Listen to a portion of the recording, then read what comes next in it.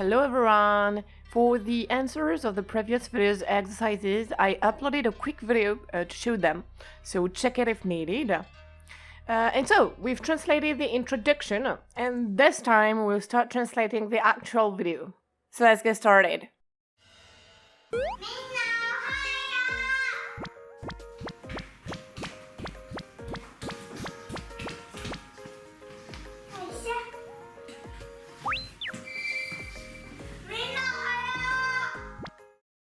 Yoisho, or rather yoisho, is a little noise that you make when you do something, usually that requires effort. So it's not even a word, it doesn't mean anything. It's just like, when some people stick out their tongue when they're making an effort. It's more or less the same, you see, but with an onomatopoeia.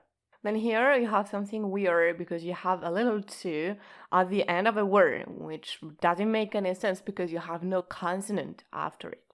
So when you see this, it indicates that the sound stops abruptly. You see, it's not yoisho, it's yoisho, yoisho. You see, it stops abruptly. So if you read manga, you're gonna see it all the time. Then みんな、おはよう. So, おはよう or おはようございます if you want to be polite. The ございます just adds the politeness. It means hello, but only in the morning. So, until 12, until noon. And here you see that the word ends with, let's call it the wave. So, when you have a wave, it indicates that the sound drags on. So I know why not just add an u. Well, it's kind of a way to indicate that it kind of over drags on, you see? And once again, you might see it quite often in mangas, for example.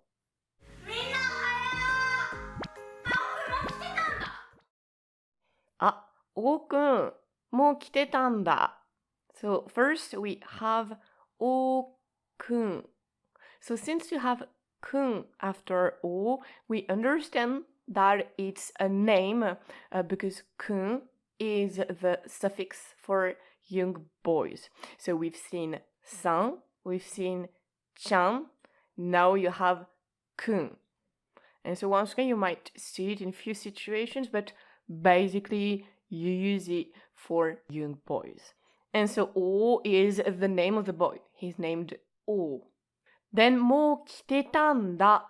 So もう means already, and 来てた comes from the verb 来る, which means to come or to arrive, and which is in ている form. So be careful because this verb is irregular.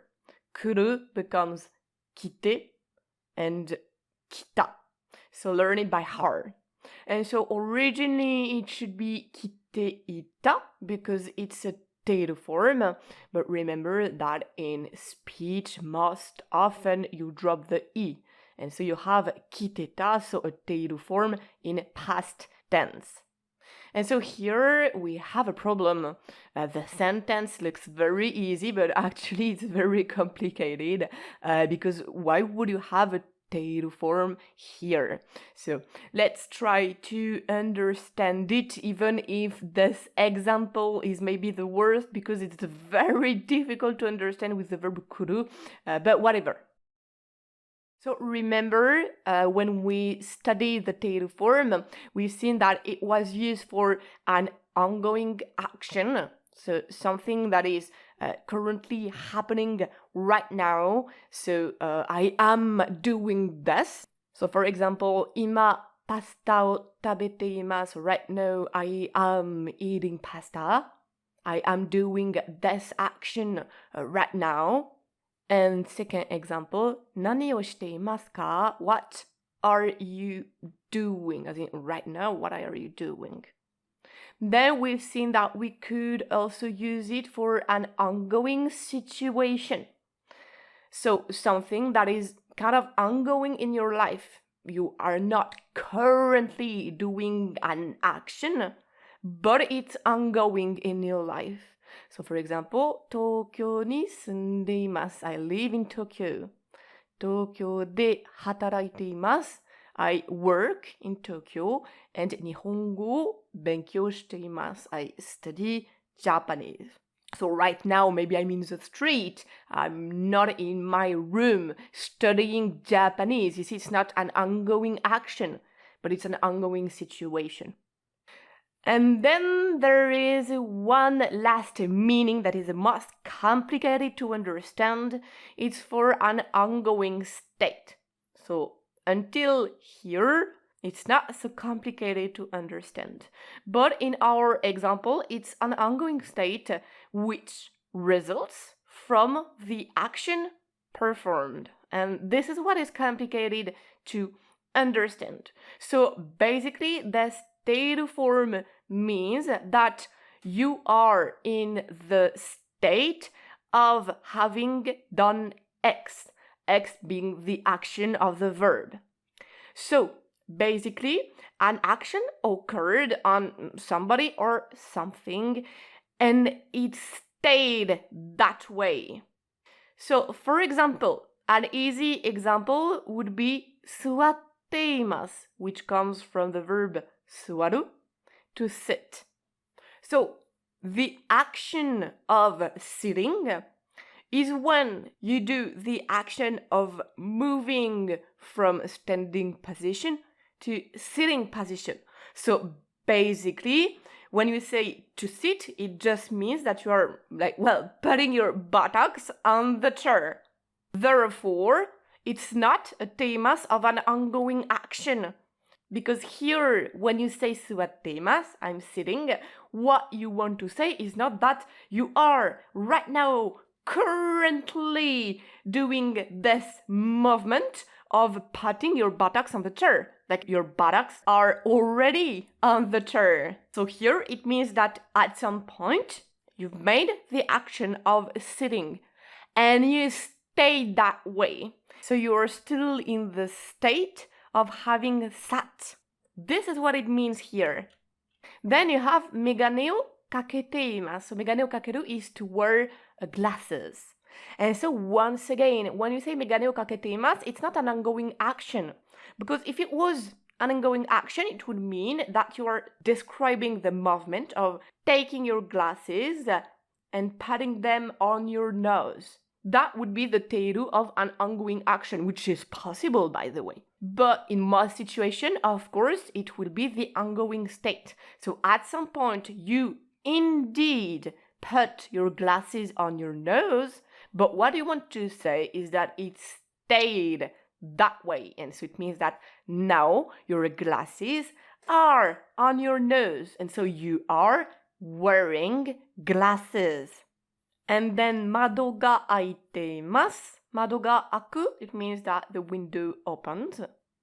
And so, well, the window opened for whatever reason, and it stayed that way. And so it means that the window is opened. And so let's go back to our sentence. In our sentence, we have 来てた. And so even with my explanations, you might struggle to understand it because, it's the worst example, honestly. We're not lucky. But it means that Okun, so her little brother, has already came. He has already arrived and he stayed that way. So basically, he's in the classroom. It's impossible to translate it any other way. So, Okun も来てたんだ. So, Okun, you've already arrived. You're already here. And then, nda. So try to remember what we said about nda. You might be used to see it as the explanatory nda. But remember that we've seen another way to use it. It's also used to indicate that you are suddenly realizing something. You see, sudden realization. So kind of, oh, big news, didn't know. I just realized it. And so here is an nda of realization. So basically, the girl wants to indicate her brother that, okay, she didn't know and she didn't expect it. But now, okay, she knows, she's surprised, And so she conveys her brother that she is surprised and that she's just realized it.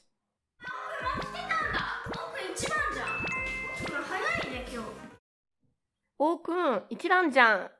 So 一番 is a very important word. Remember it. So the word in itself means the first one in order. You could say 一番, the first one, 二番, the second one, 三番, the third one, etc., etc. And by the way, so it's not in the sentence, but you can learn it because it's easy. When you add 一番 in front of an adjective, it means the most. So 一番強い, the strongest. 一番高い, the most expensive. 一番大きい, the biggest, etc., etc. So it's very convenient and very easy to use. And then you have じゃん. So remember, じゃん comes from じゃない. It's commonly used in very casual speech. And so here be careful because it's the expression. It's not an actual des. It is not a negation. Because of course it wouldn't make any sense because indeed her brother is the first one in the classroom. So here it's a bit complicated because indeed if you wanted to say it's not, you're not the first one, you would say 一番じゃない. Because you have a noun, and so with a noun, indeed, the negation would be with des in the negation form. But when you have じゃん, actually, is the expression. So right away understand that it's not a negation, and it's not even an actual question, okay? じゃん equals the expression. So here, it might be a じゃん of surprise. So maybe we can add a は. It's a bit complicated to translate. So, oh, you're the first one, は? And so as I told you, you see that you can't have one Japanese sentence without having something at the end that is adding some nuances. You see, んだ, じゃん, ね, よ, etc., etc. So just get used to it. It's completely normal. And when you'll be familiar with those expressions, you will be able to use it yourself when you talk Japanese and you will sound very natural. おーくん、早いね、今日. So let's remember that ね, you use it for asking for confirmation, for like sharing with the listeners, sharing something, or just to be soft or nice. Anyway, it's complicated to translate, but most important thing is that it's a particle that has to be placed at the end of the sentence, and yet here it's not at the end. So, why? Try to guess it. Well, in oral speech, it's very common to add a complement after the final verb or the final adjective. So basically, to make an inversion. So you do this when you want to make an emphasis effect, or if like just it comes to your mind afterwards. When you started saying a sentence, you didn't think of adding this information. You think of it after having ended your sentence. It happens quite often when we speak, right? And so, of course, in written language, that would be completely forbidden. So try to imagine what would be the sentence in a written language with politeness. It would be 今日は早いですね. And so 早い can mean quick, but it can also mean early. So you're early today, or aren't you? So the aren't you being the translation of the ね particle. 早いね今日. 姫ちゃん、隣. And so this one will show you something that is important, is that Japanese sentences can be very elliptical. You can drop all the particles, you can drop the verbs, you almost drop anything, and it works. It's like a normal sentence. It's just that it's casual speech, but that's it. Maybe a little bit childish in some situations too, but anyway, it's normal. And so, 隣 is a very important word. You will understand why after. So it means next to, but as in the neighborhood. So it means that the thing or the person is in a perimeter around you. The sentence then means, Hime, you're next to me. So we've already studied that in casual speech, you often drop this. You don't even add da. You completely drop it. But still, you might fall into the trap of thinking that you have no verb. But you do have one. It's not just a noun phrase. So get used to it because sometimes you might think, okay, I have no verb, so I need to translate it without a verb in English. But no, because it happens quite often in Japanese that you drop the verb. But in English, you will need it because it's very rare that we can drop the verb in our languages. So do add a verb in your translation because else it wouldn't mean anything. So it just means, Hime, you're next to me. And by the way, know that des can sometimes be used to kind of replace a verb. When the verb is very obvious, you can more or less imply it with des to make the sentence shorter and easier. So here are two sentences that come from a light novel, Nazca, if some of you know it. And it's a pretty good example to see how sentences can be elliptical. So first, try to guess a context for these sentences.